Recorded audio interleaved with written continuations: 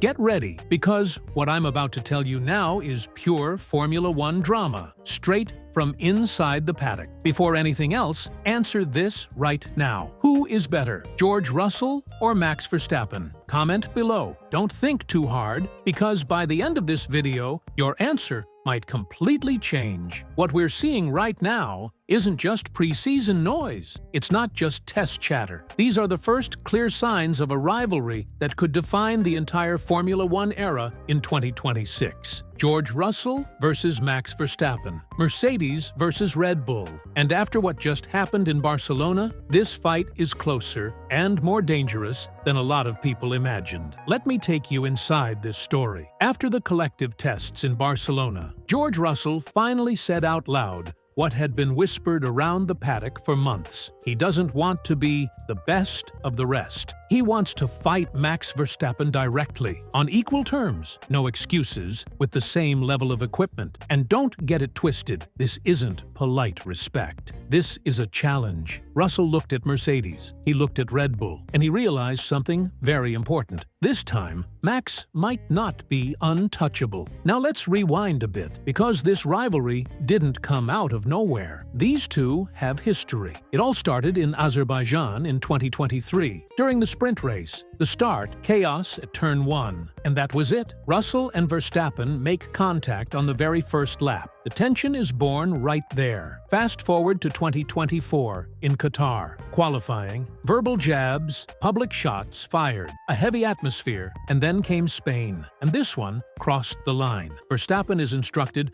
to give the position back to Russell. He gets furious, and instead of backing off, he throws the car at George. That wasn't just hard racing. That was frustration exploding, and in that moment, everyone inside Formula One understood this rivalry had become personal. But here comes the twist. Despite all of that, George Russell doesn't downplay Max Verstappen. Quite the opposite. He openly acknowledges that Verstappen is one of the best drivers of this generation, a 4-time world champion, a benchmark. But Russell's message is crystal clear. If I'm going to win, I want to win fairly. I want to fight the best and beat them on equal terms. That's not arrogance, that's confidence. And Barcelona gave him reasons to believe, because while many fans were expecting a Mercedes versus McLaren showdown in 2026, mainly due to all the hype around Mercedes' power unit, the reality coming out of testing is far more complex. Yes, Mercedes looks very strong. Several insiders say the engine sounds harmonious, stable, and extremely efficient. But Red Bull is not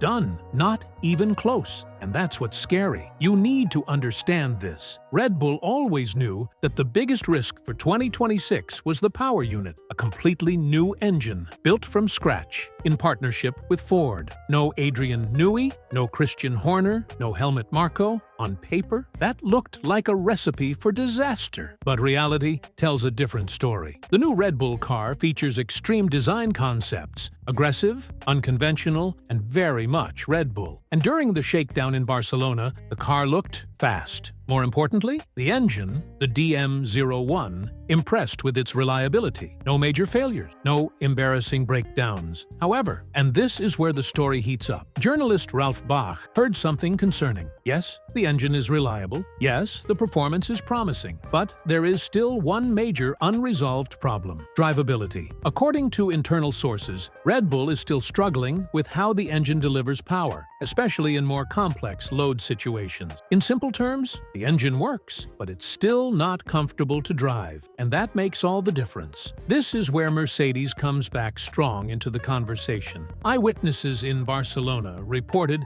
that the Mercedes engine looked easy, smooth, balanced, predictable. And in Formula One, predictability means confidence. Confidence means lap time. That's why some insiders are already quietly saying Mercedes might be the team to beat, but not alone, because Red Bull isn't working in the dark. They had a huge advantage over rivals like Audi. While other teams relied only on their own data, Red Bull used their sister team, Racing Bulls completed more than 300 extra laps in Barcelona. More data, more simulations, more learning. In fact, Racing Bulls ran even more laps than Red Bull itself. No major engine problems, no red flags. The only real setback? Isaac Hadjar's crash at the end of day 2. Even so, the mood inside the team remained confident. Laurent Mekies made that clear. He admitted the moment was emotional. The first time Red Bull put a car on track with its own engine. Months of pressure, months of doubt, and then green light. The car left the garage at 9 in the morning, powered by Red Bull's future. Step by step, they're building something dangerous. And we can't forget what happened at the end of the 2025 season. Red Bull was written off. McLaren was flying. Verstappen